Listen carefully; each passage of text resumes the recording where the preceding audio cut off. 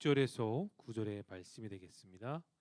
누가복음 14장 6절에서 13장 6절에서 9절입니다. 누가복음 13장 6절에서 9절입니다.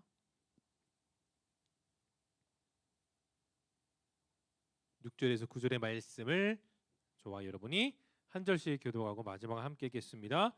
이의 비유로 말씀하시되 한 사람이 포도원에 무화과 나무를 심은 것이 있더니 와서 그 열매를 구하였으나 얻지 못한지라.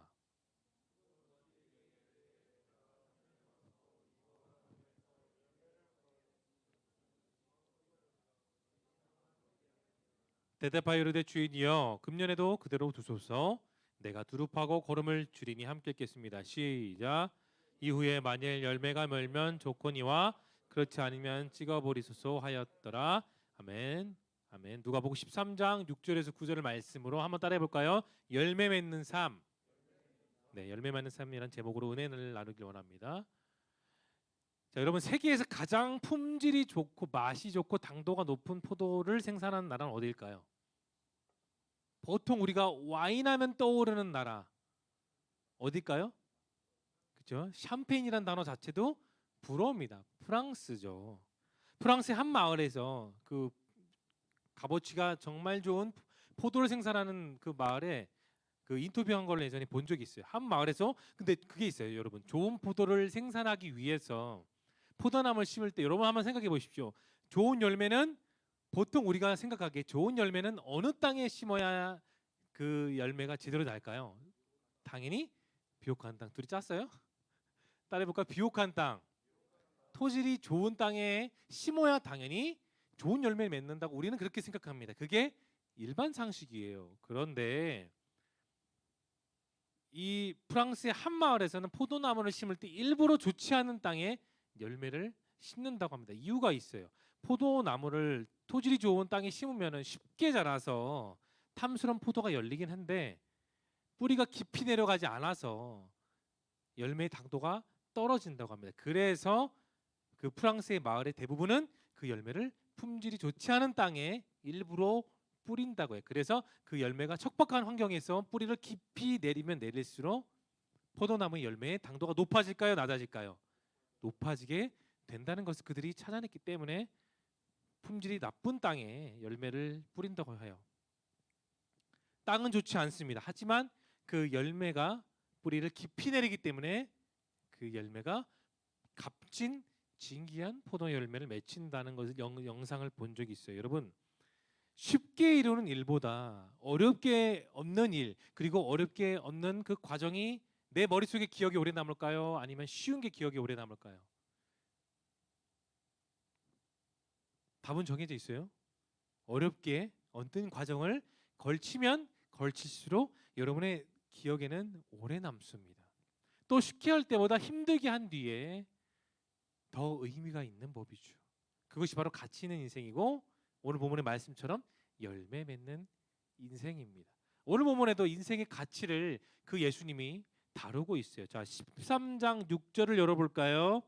6절을 힘있게 큰 목소리로 읽어봅니다. 시작.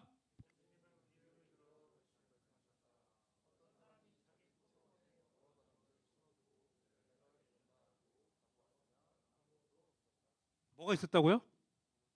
Nothing. 아무것도 없었다고 고백하고 있습니다. 이 말씀 통해서 예수님은 목사나 여러분들이나 공통적으로 이런 질문을 합니다. 무슨 질문이겠네요. 따라해볼까요? 너희 인생에는 열매가 있느냐?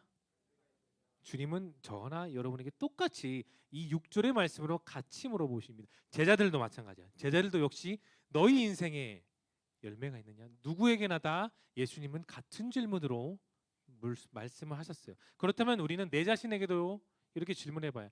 나에게 있어서 열매 맺는 삶은 진짜 무엇인가? 여러분의 인생 열매는 뭘까요? 직장에서의 월급일까요? 보너스일까요?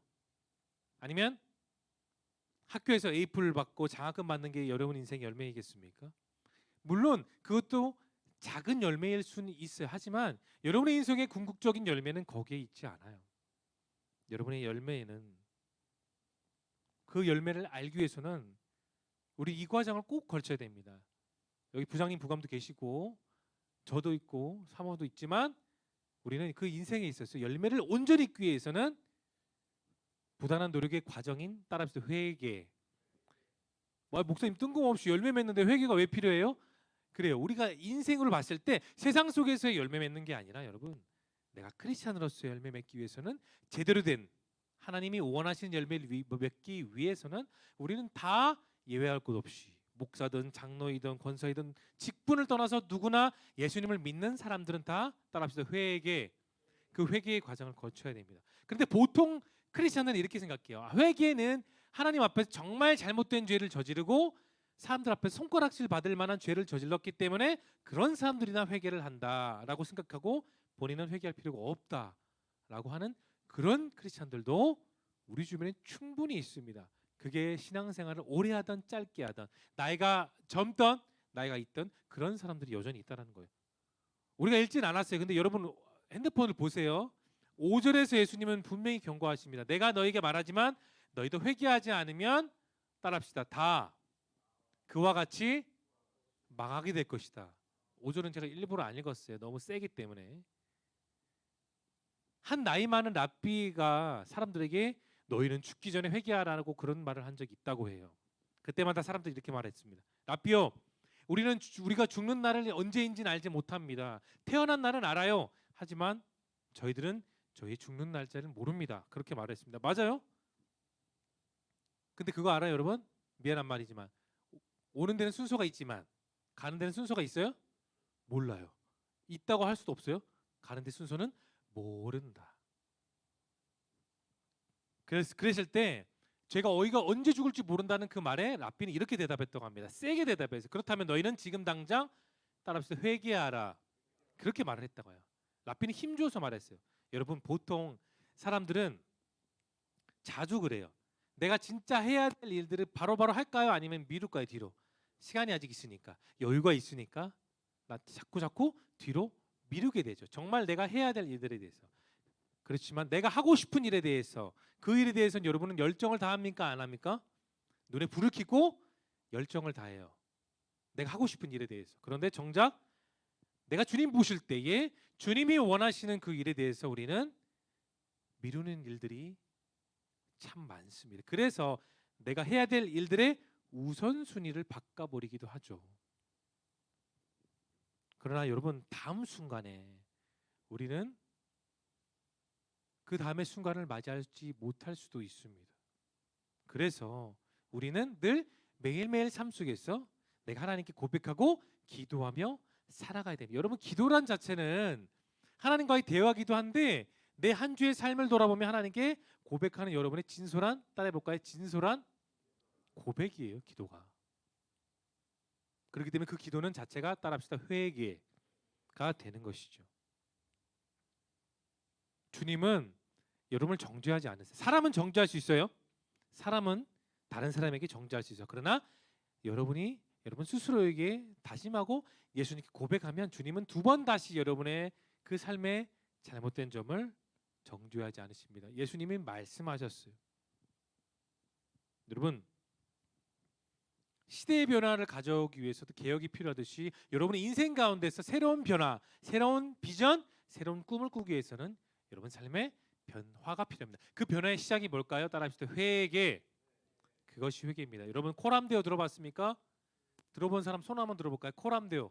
네. 코람데오는 히브리어로 하나님 앞에 서다라는 뜻이에요. 뭐라고요? 따라합시다. 하나님 앞에서 서다. 그게 코람데오. 우리 신앙인들은 코람데오의 신앙으로 살아야 돼요. 뭐라고요? 코람데오의 신앙. 하루만 주일만 코람데오로 살면 될까요? 아니요. 나머지 6일도 역시 코람데오의 신앙인으로 우리는 살아가야 됩니다, 여러분. 여러분 내가 이름뿐인 크리스찬이 되지 않고 진짜 찐 크리스찬이 되기 위해서는 여러분 날마다 지속적인 고백이 있어야 돼요. 뭐라고요? 날마다 지속적인 고백이 있어요. 고개를 드십시오.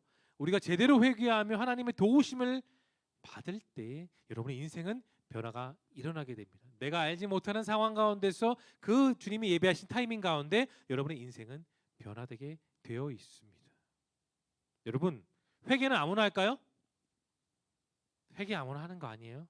목사라고 회개할 수 있습니다. 웃긴 소리 하지 말라 그래요. 회개는 따라합시다. 회개는 은혜 받는 사람만이 할 수 있습니다. 다시 말해서 하나님께 은혜를 받은 사람이 회개를 제대로 할 수 있다는 거예요. 회개는 하나님이 주신 은혜를 가지고 주일 뿐만이 아니라 나머지 6일을 그 은혜의 연장선에서 계속해서 살아가는 사람, 그 사람이 진짜 은혜를 누리는 사람이에요. 여러분 은혜 누리길 소망합니까? 그냥 주일에만 찬양 드릴 때만 감격적으로 눈물을 흘리는 것뿐만이 아니라 나머지 6일에 그 생생한 감격으로 여러분 살기를 원하십니까? 그렇다면 주님께 고백하며 사십시오. 우리 이어서 7절의 본문을 열어볼까요? 7절의 본문을 여러분 씩씩하게 읽어보겠습니다. 시작.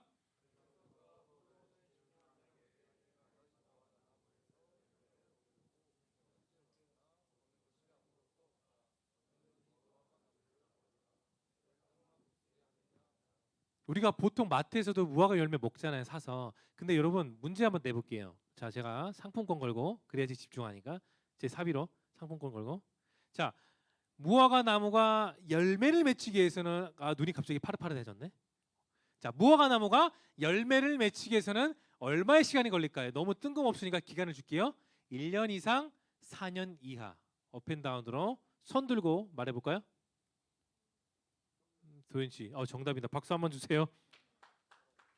너무 똑똑한 친구가 한 번에 맞았어요. 몇 년? 3년. 자, 여러분 생각해 보십시오. 그냥 요만한 열매. 요 열매가 하나 맺히는데 몇 년 걸린다고요?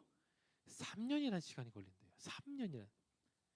그런데 예수님도 그런 3년의 귀한 시간을 제자들과 함께 보냈어요. 여러분 한번 생각해 보십시오. 우리는 성경 말씀으로 경험하잖아요. 간접적으로. 그런데 예수님 옆에 제자들은 3년 동안 예수님 옆에서 볼 거 보고 다 봤을까요? 안 봤을까요? 다 봤죠. 물론 예수님의 다양한 말씀들, 다양한 기적들 그 옆에서 생생해 봤던 사람들이 12제자들이었어요. 그 기간 속에 사랑하는 제자들이 예수님이 없을 때에도 똑같이 믿음 잃지 않고 동일한 제자로서 동일한 하나님의 백성으로 살 수 있도록 예수님은 끊임없이 가르치셨습니다. 그래서 그 바람이 완벽하게 이루어졌죠. 요한복음 15장 1절에 이런 말씀이 있어요. 따라 볼게요. 나는 포도나무요, 내 아버지는 농부이시다. 그렇게 말을 했어요. 그런데 여러분, 예수님은 포도나무라고 그랬어요. 비유에 보면 우리는 뭘까요? 많이 들어왔죠? 나는 포도 가지. 그렇다면 포도나무에 가지가 떨어져 있으면 가지는 죽을 수밖에 없어요. 살 수밖에 없어요. 죽을 수밖에 없어요. 그래서 우리는 포도의 나무 대신 예수님의 접붙임이 돼야 되는 것이죠. 계속해서 주님과 같은 삶을 살아가야 됩니다. 근데 여러분 그거 압니까? 포도나무는 열매 맺히기 위해서는 중요한 게 있어요. 뭐가 필요할까요? 따라해 보겠습니다. 가지치기. 잘못 자라는 가지는 계속해서 쳐야 제대로 된 가지 속에 포도나무 열매가 맺힙니다.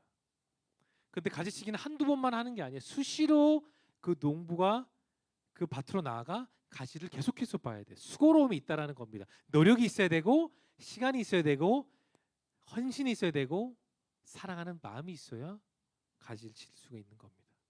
여러분 우리도 마찬가지예요. 내가 정말 제대로 된 인생을 살기 위해서는 우리 인생 역시 불필요한 가지치기가 여러분 있어야 됩니다. 이 과정, 가지치기 과정은 누구나 다 예외 없이 해야 돼요. 목사는 안 할까요? 아니요. 목사도 2배로 해야 돼요. 목사는 특히나 2배로 해야 됩니다. 그런데 크리스천들에게 있어서 이 과정은 반드시 있다라는 겁니다.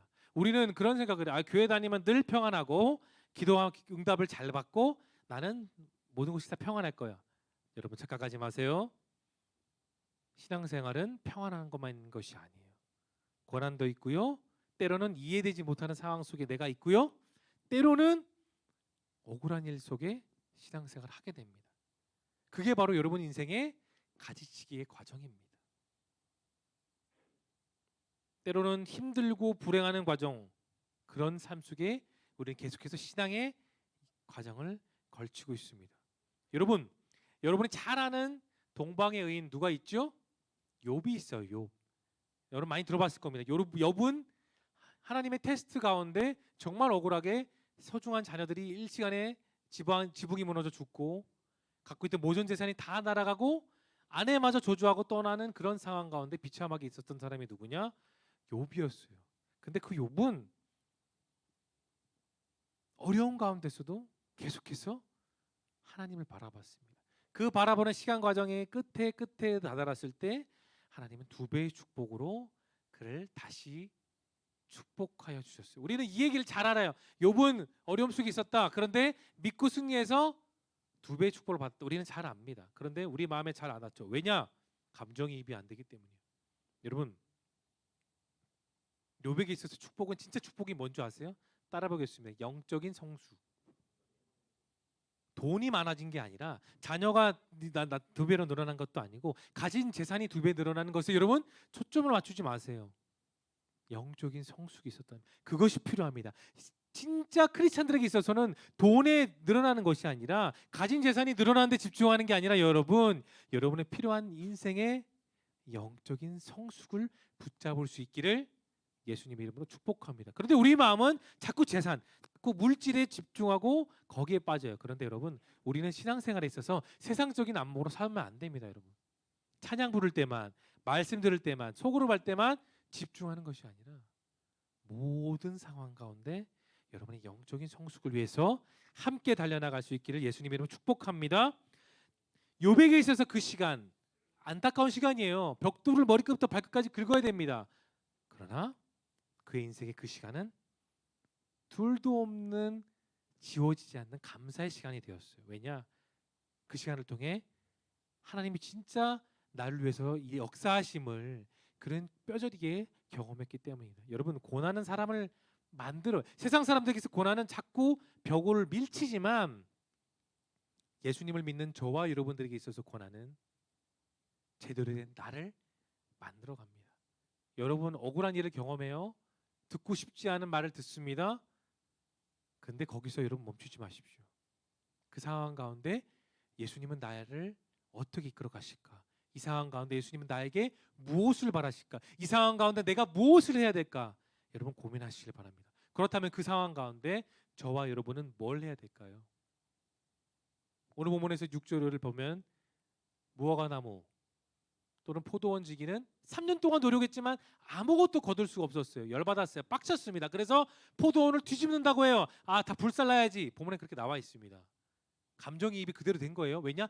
포도원 지기도 사람이라는 겁니다. 예수님이 아니에요. 거기 비유된 사람은 평범한 우리와 같은 그냥 그런 사람이었어요. 그런데 3년의 노력이 아무것도 없으니 불살라야지. 그게 보통의 사람들의 생각이라는 겁니다. 결실이 없으니까.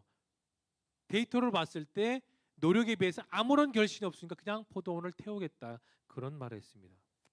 8절을 볼까요? 자, 8절 보면 열어보십시오. 포도원 주인이 그렇게 말을 했을 때 자, 포도원에 농부였던 한 사람이 이렇게 고백을 합니다. 자, 8절 읽어볼게요. 시작.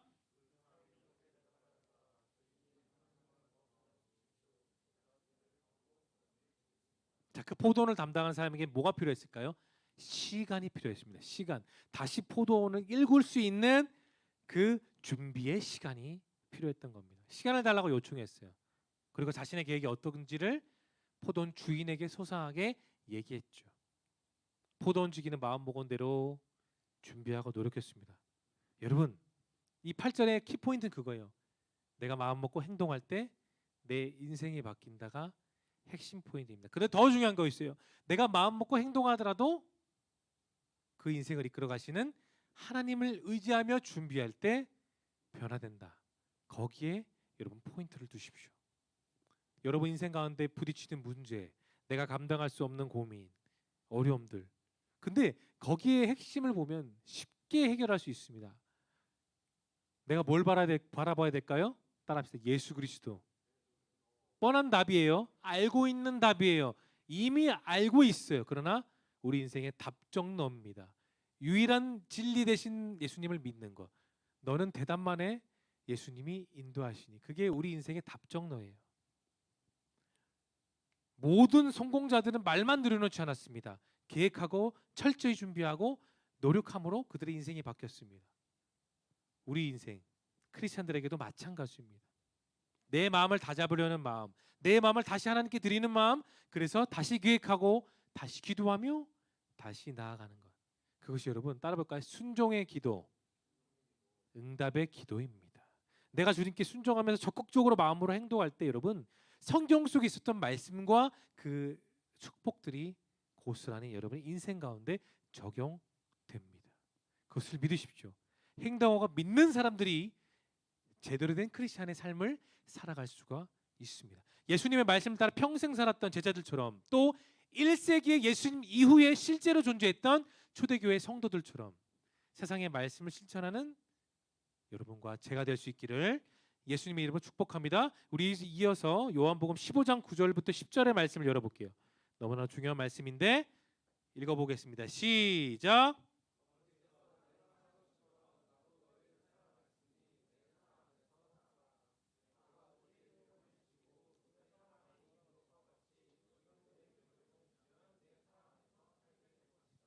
여러분 예수님을 믿는 사람이 은혜를 받았다라고 말을 해요. 뭐라고요? 예수님을 믿는 사람이 은혜를 받았다고 말할 수 있고 은혜를 말할 수가 있는 거예요.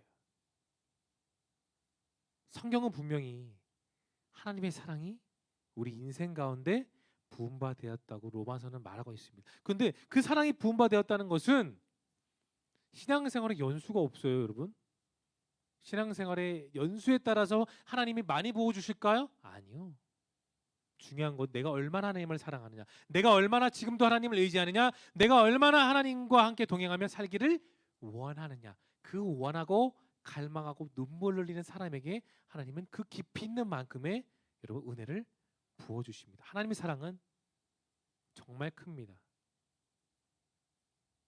그동안 내가 사랑을 받지 못했던 이유가 무엇일까? 여러분 한번 고민 한번 해보십시오. 오늘 말씀 전체를 보면 결국 열매 맺는 삶은 하나님의 사랑을 내 삶 속에서 증명하는 삶과 여러분 연관이 돼요.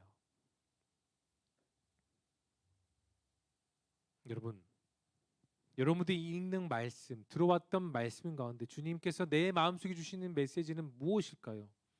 예수님은 여러분 한 명 한 명을 사랑하셔서 이 땅으로 내려오셨습니다. 사랑하셔오셨습니다. 뭐라고요? 사랑하셨어.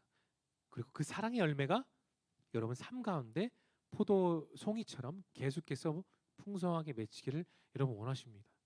예수님 뜬금없이 왔다가 죽으시고 돌아가신 분이 아니에요. 계획이 있으셨습니다. 하나의 계획. 여러분들이 이 땅 가운데서 담대하게 살고 승리하고 열매 맺고 주님이 주신 사랑으로 다시 그 사랑을 키우는 삶을 위해 예수님은 여러분께 도우셨습니다. 여러분 혼란스러운 이 세상 가운데 폭력과 감정이 빗발치는 이 세상 가운데 우리가 바른 삶을 살기 위해서는 여러분 내가 예수님 안에서 사는 것입니다. 뭐라고요? 내가 예수님 안에서 사는 것. 내가 그리스도 안에서 그 그리스도를 경험하며 살아가는 것입니다. 이렇게 살기 위해서 여러분 몸부림치며 나아갈 때 우리는 내 삶에서 비로소 진짜 예수님을 만날 수가 있습니다. 그러니 여러분 더 적극적으로 주님께 나아가십시오. 내가 변화시킬 수 없는 상황 가운데 내가 할 수 없는 일들을 주님께 고백하십시오. 무턱대고 희망이 없다, 무턱대고 나는 할 수 없다, 무턱대고 나는 너무 힘들어라고 외치는 것이 아니라 그럼에도 여러분의 인생을 바꾸시는 예수님을 함께 의지하며 나갑시다. 말씀을 정리하겠습니다. 내 생각과 내 시선으로 보면 여러분의 인생은 쉽게 달라지지 않아요. 맞습니까? 맞아요. 여러분의 인생으로 봤을 때 여러분의 경험과 시선과 지금 현재 상황을 보면은 여러분의 인생은 쉽게 달라지지 못합니다. 맞습니다. 그런데 내 시선과 내 생각이 아닌 예수님의 시선으로 바라보게 되면 여러분의 인생은 쉽게 변화될 수 있습니다. 열매 맺을 수 있고 변화될 수 있다는 겁니다. 미션 임파서블이 아니라 미션 파서블이 되는 거예요. 나를 사랑하신 하나님께 여러분 오늘도 여러분의 삶을 내어 드리십시오. 주님 안에서 하루를 시작하시고 주님 안에서 하루를 마무리하시기를 바랍니다. 여러분은 세상 사람들이 아니고 예수님이 택하신 예수님의 사랑하는 아들들이고 사랑하는 딸들이란 이 놀라운 사실을 기억하시면서 주님의 인도 속에 새로운 한 주가 주님의 은혜 가운데 풍성한 열매를 맺을 수 있기를 예수님의 이름으로 축복합니다. 기도하겠습니다. 주님, 말은 쉽게 됩니다. 계획도 쉽게 되고 정말 생각도 쉽게 됩니다. 하지만 막상 눈을 뜨고 하루를 살아가다 보면은 저희들의 생각대로 되지 않을 때가 참 많습니다. 저희들의 삶을 이끌어 주시옵소서. 세상 사람들과 똑같은 방식, 똑같은 생각으로 살아가는 것이 아니라 주님의 방식과 주님의 마음으로 제대로 되는 삶, 제대로 된 크리스천의 삶으로 열매 맺게 하시기를 소망하오며 예수님의 이름으로 기도드립니다. 아멘.